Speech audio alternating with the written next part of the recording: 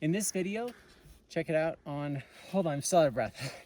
Would you like to see us bolt a sport route from the top down instead of from the ground up? We're gonna hike through the snow here and go to a really cool spot, and Bobby is going to show us how to do that on this episode of How Not to Highline.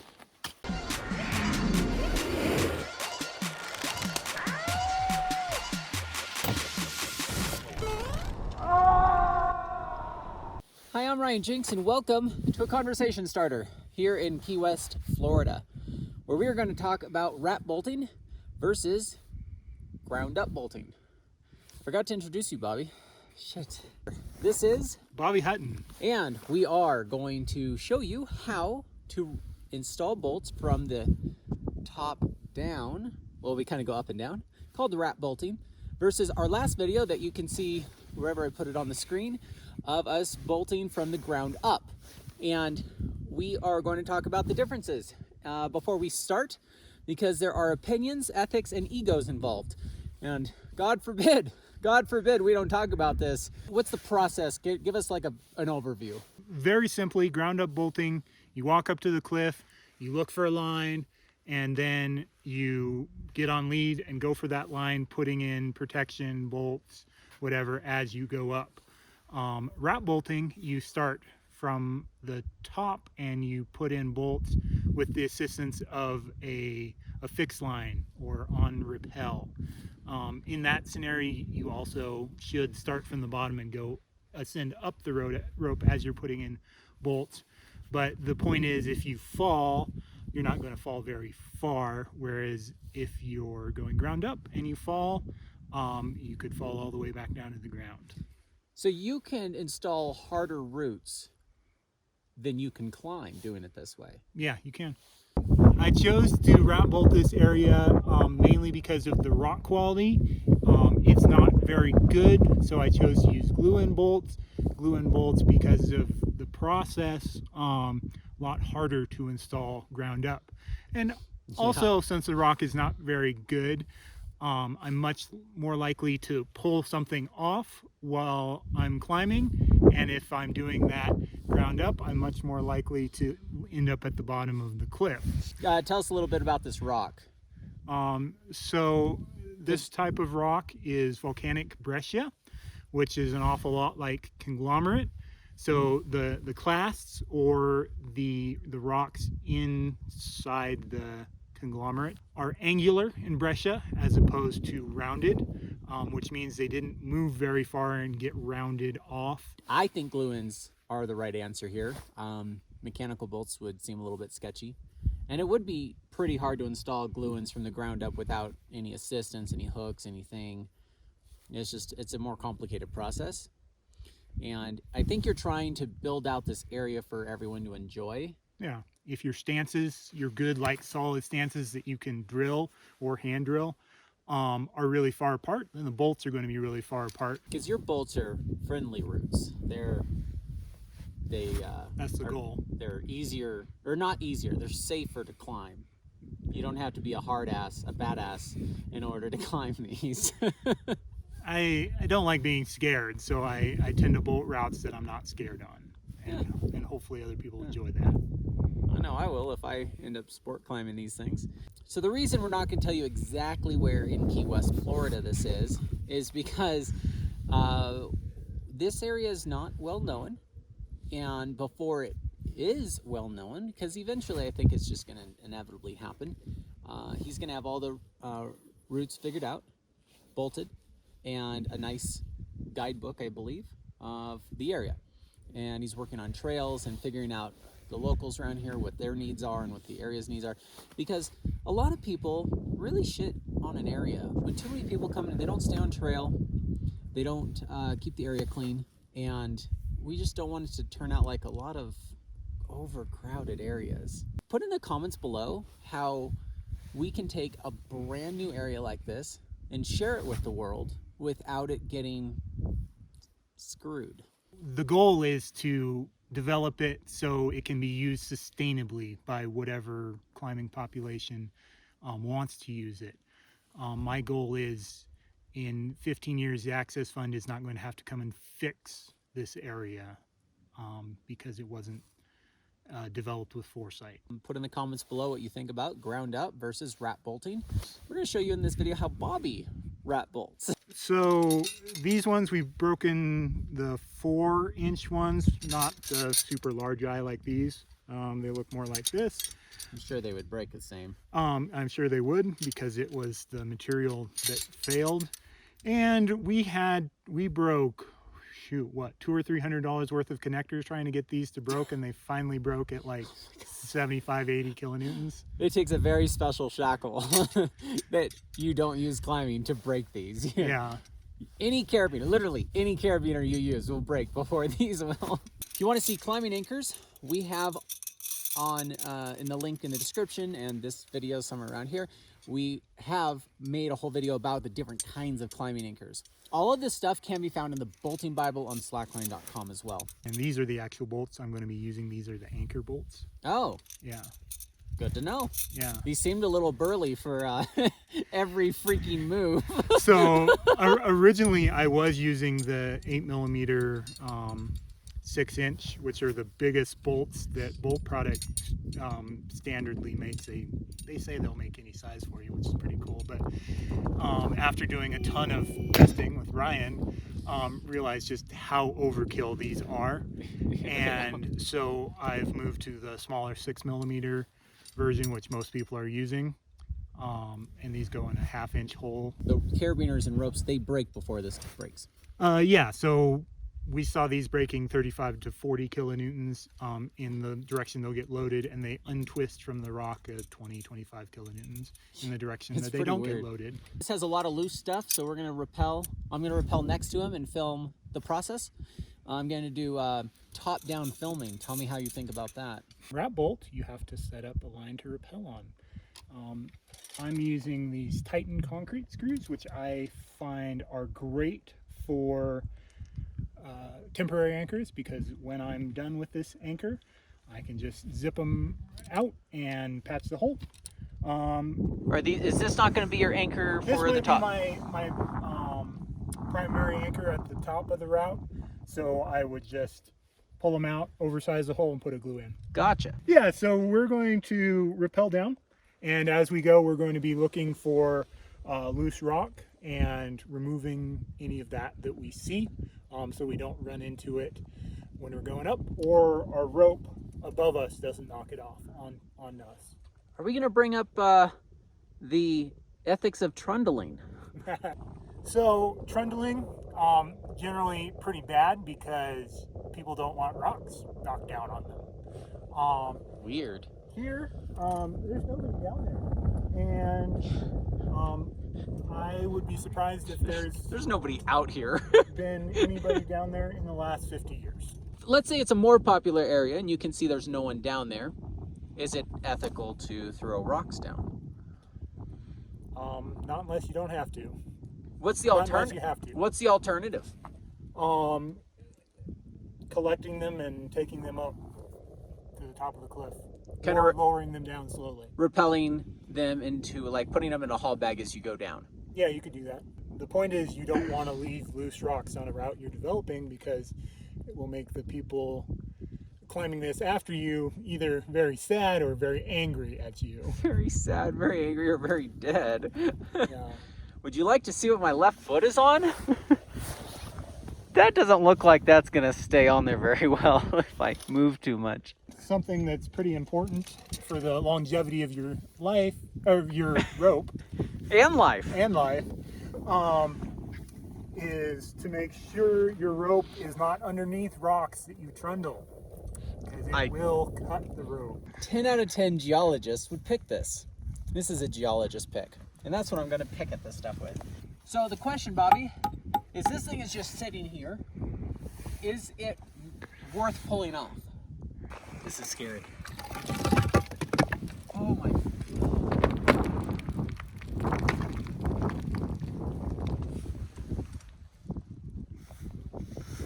Everything feels wrong about that. Tell us if you think that's wrong in the comments below. Generally, I use like small hand tools, like this geologist pick, and if it comes off with that, it's probably not going to stay on forever getting climbed on. If it takes much more than that, some people I'm aware of use big crowbars and sledgehammers to remove stuff from routes. It was bigger than this, probably about twice this size, and the whole thing shifted on me and started to come out while I was below it. And I very quickly pushed it back in and told it to stay, and it did. And you left it? No, it's down there. Oh, gotcha. Yeah. This I 100% do. I always have my hammer out. Usually it's just dangling, so I can grab it and tap the rock.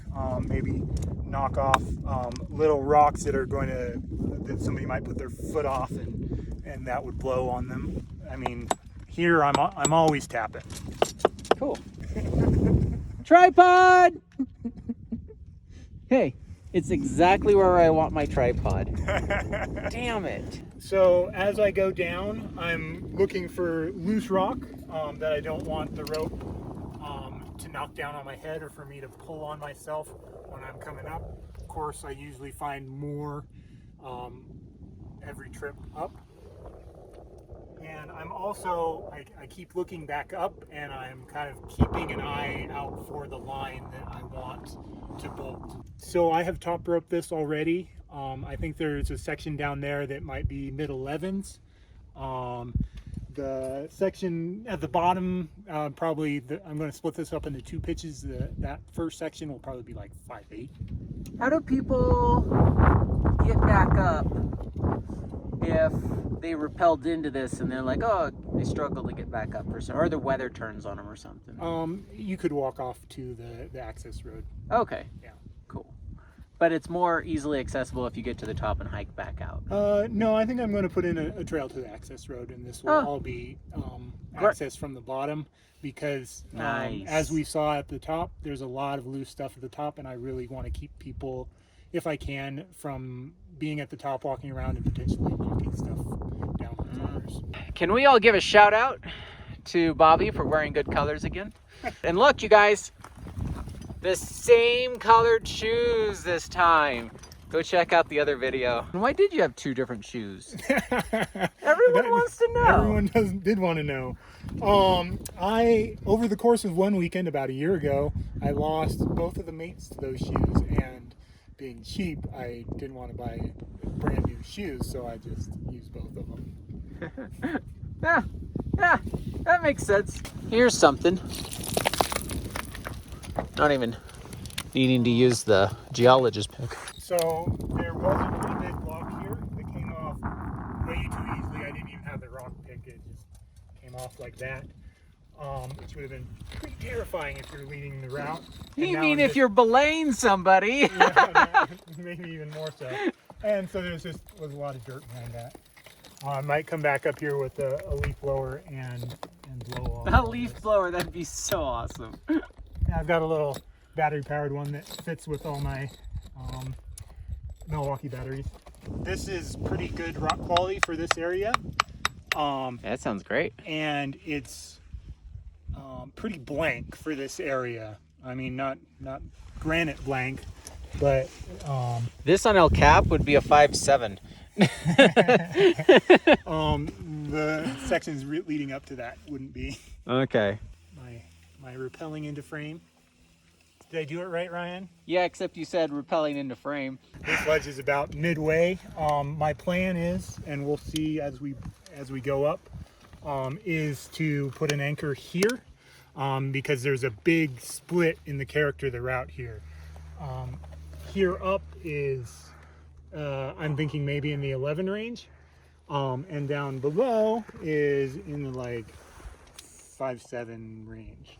All right, so are you going to put the anchor in yet, or are you going to go all the way to the bottom first? No, I'm going to go all the way to the bottom. Cool. Rant. I was at Taft Point one time and I watched this person lift this giant rock. Big guy, it was the heaviest thing he could lift. Threw it over the railing. And it was just so upsetting because, I mean, in such a popular area like Yosemite, there are so many people there. You don't know where there's climbs or where there's people. Here it's so easy to know whether or not there's anybody down there. If you're not 200% sure there's not people below you, please don't throw rocks.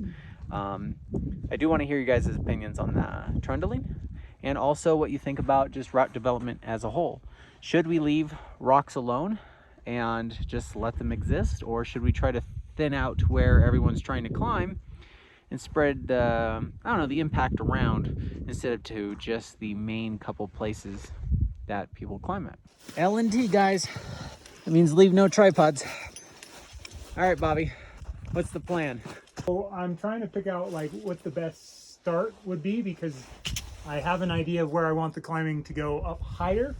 I'm really leaning toward this over here, as opposed to going up through this roof, which is a roof because the rock quality is not very good and everything else is falling off in there.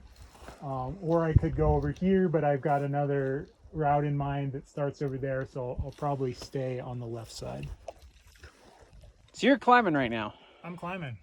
Cool. All right, what's your safety? So this Grigri here is my good friend, and I progress capture as I go up. I'm also tying catassery knots, cat knots, in case the Grigri were to slip. It would catch on those knots. Why not use like a micro traction or one of those ropeman things? The Grigri really shines in that you can go up and down really easily. It's super easy to disengage and lower yourself. Say you're like, I didn't like that sequence, I want to go down and just try it again. It's really hard to disengage like a micro tracks once it's loaded. It's so featured, it's hard to find a flat spot. And I'm really glad I'm using glue-in bolts, because you don't have to have as flat a spot as if you're trying to get a hanger to sit flat on the rock. It seems like you're really close to the ground. Why are you putting a bolt in already? So the consequences aren't just me taking a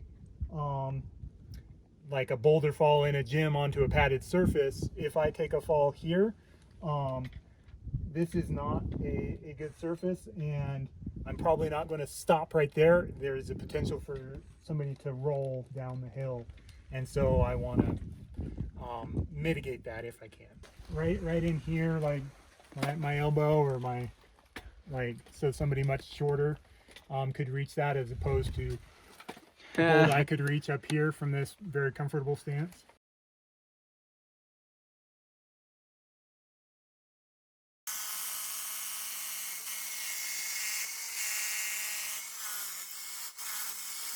Smooth this out just a little bit so the bolt fits in there nicely. Clean the hole, which they tell us is important for glue-ins. Have we found that to be important, Bobby? We have not. We're also using pretty good glues, and it hasn't seemed to make a difference. But doesn't cost me anything, or cost me very little to make sure it's clean. So I try to.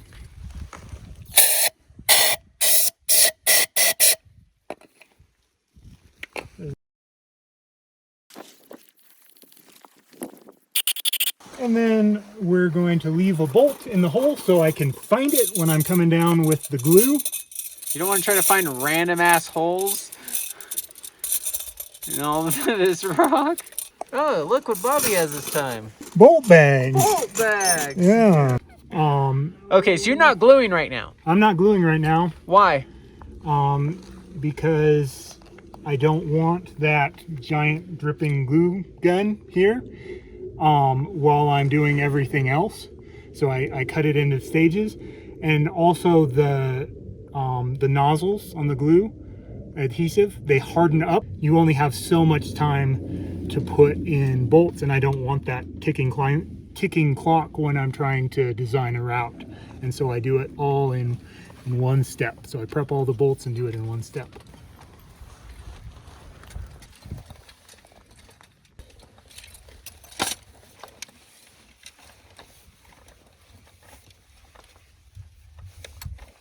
It's very unlikely anybody's going to fall here, but this gets a little bit more difficult. Oh, I would want a bolt there for sure.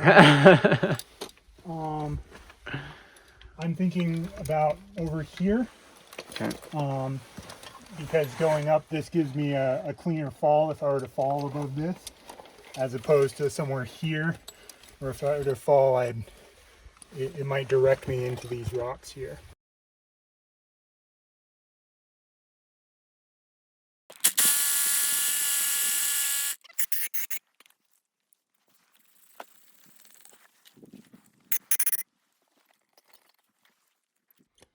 So that one I'll probably have to tap in with the rubber hammer.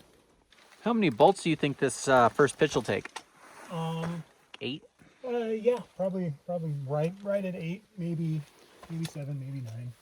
This is super comfy here, and if I got to here, I'm probably going to step up a little bit and have a bolt up in this area.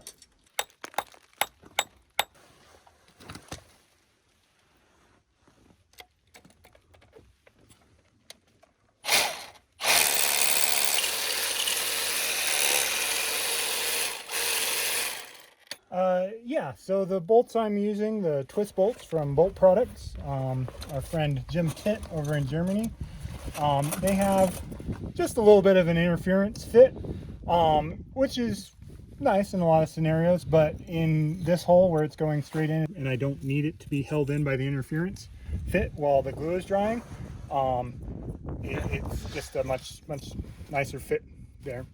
Head over to the Bolting Bible on slackline.com if you want to learn how to place bolts more in detail, and just kind of rock types and glue types and buying guides and everything. We just got a lot on there.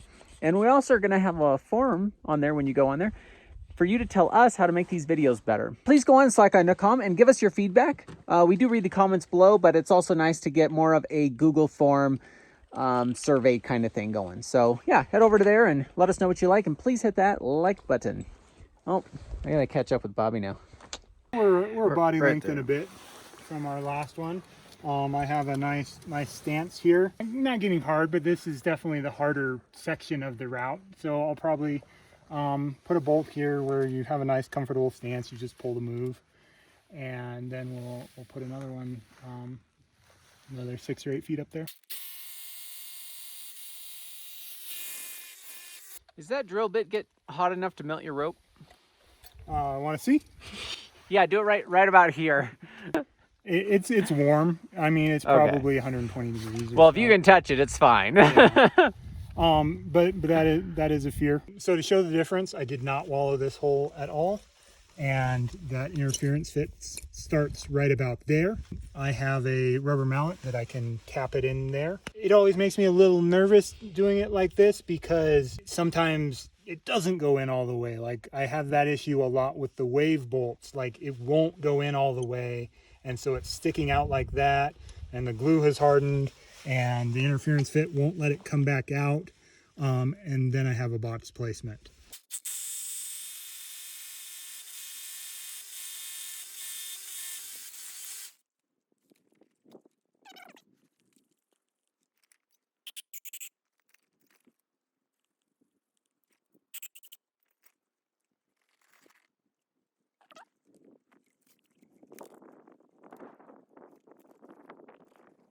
Yeah, and I might be able to put it over here.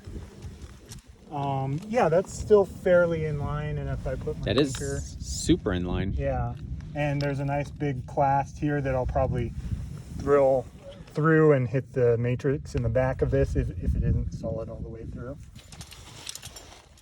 Getting the bit started can be a little bit tricky because there's not really an indent where the bit would have purchase to grab onto. So this drill has just a chisel feature, and so it's not spinning now. Make a little indent for the bit to grab when it is spinning.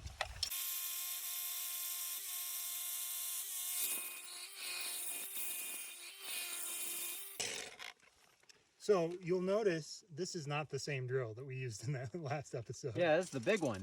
And I can get away with carrying this and climbing because I am on rappel.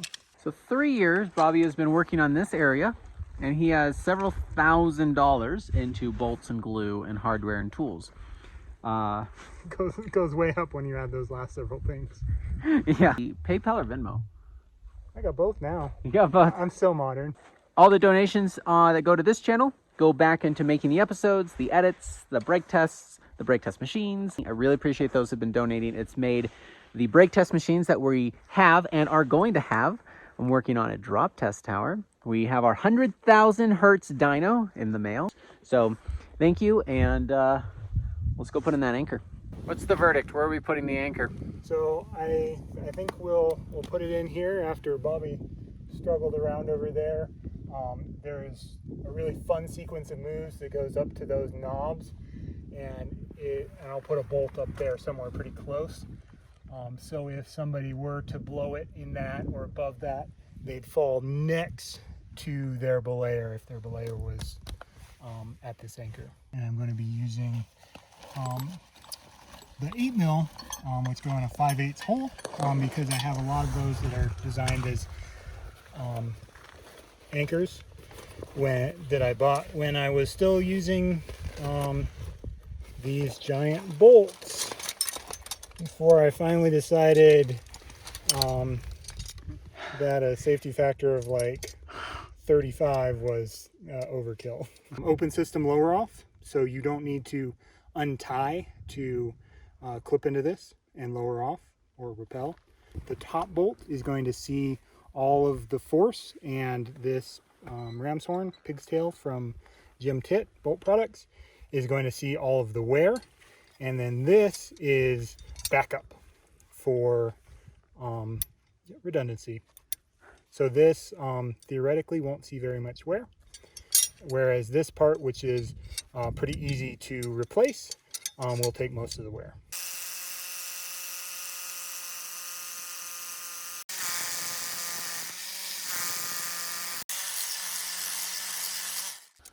What's the metal you're using on these bolts? So these are 316L stainless, which is now apparently, we have not been able to confirm this because EN standard costs money to just look at the standard. Apparently that's the standard, is 316 stainless or titanium. Something like that. So the top rope will go through. We've got decent spacing. So you don't want to have it too far out of alignment, otherwise you're putting a lot of wear there, which this is not as easy to replace, and there's no reason to put wear on it when you have this piece here. Yeah, so you want to avoid where you can, like, it can clip into the same rope, so if this fails, this is not necessarily going to do anything.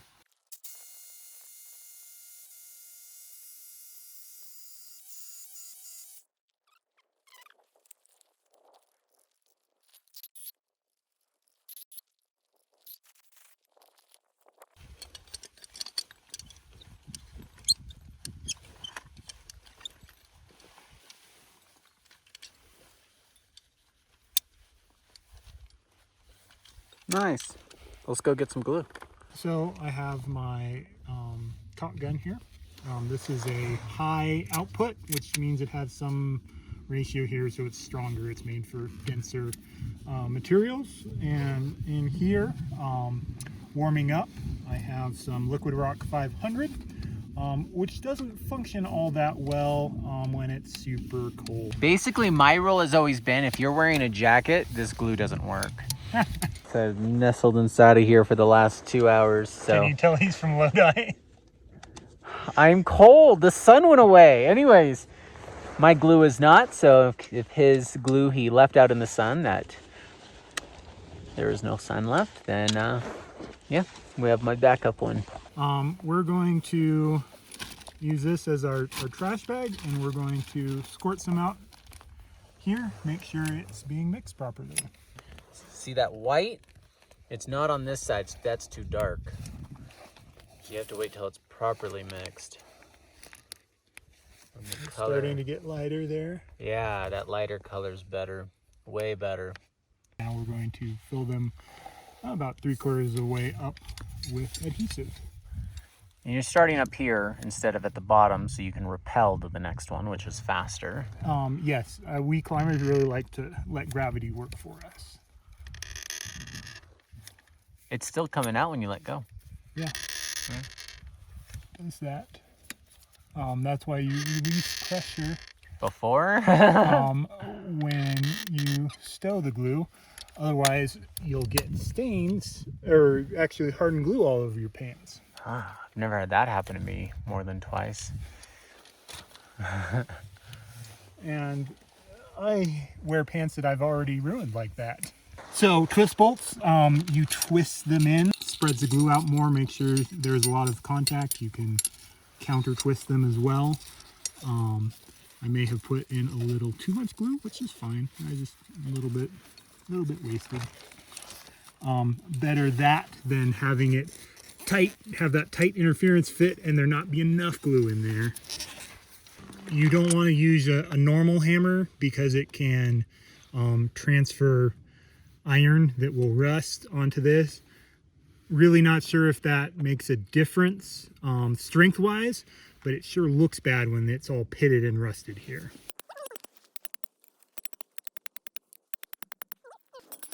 So what do you do with all that extra glue? So we're going to wipe it off and throw it away. Time to just smooth it out there.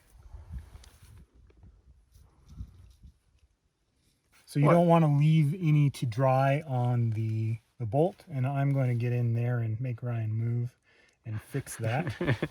So I really like this Liquid Rock 500 because it gives me a little bit more time than the AC100 that I was using earlier to detail it like this, because this will be here ideally a lot longer than I'm around, and I want it to look nice.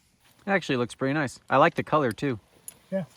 LTV 3500 is very red, but it works really good in cold temperatures. So that's an alternative great epoxy. Another thing I like about this anchor is it's much lower profile than anchors, other anchors that I've used. Anything with chain in it is just going to pop on the cliffs.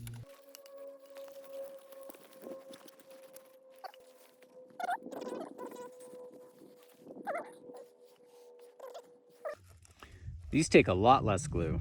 Yeah. Give it lots of twists because you want that glue surrounding So, that metal. Not quite enough, so we're going to add some more. And just like we did with the first inserting glue, we start from the back. So we'll just not waste any here.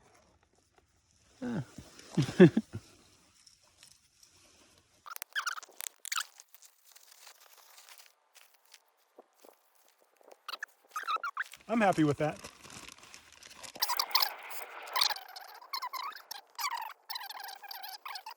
Throw on the last bolt here. What do you do, Bobby, to keep people off these bolts while the glue is drying? So I'm going to do something called red tagging. I've got a red zip tie in my pocket that I'm going to attach to this once I think it's pretty enough. And in climbing, that means this route's not ready to climb. Either one, it's not safe, which this glue will not have dried by the time we leave. And then two, like, don't climb my project. Those are the two meanings of red tagging. When do you take it off? When you come back and send it? No, like when I come back and like check, make sure the glue cured properly, And inspect your work? inspect my work, I'll take it off. Cool. Because I don't really care about first ascents. Make sure you give a shout out to Bobby in the comments about all the work he's putting into this area. I'm sure it'll eventually come out. No, we're not in Florida. But I do want to hear your guys' thoughts on how to reveal an area without it ruining that area. That's a super interesting thought to us. And go to our website, hit the like button, and make sure you subscribe, because we are going to do some more bolt videos, bolt breaks, and tomorrow we might be breaking some totem cams. So make sure you stay tuned. Cheers.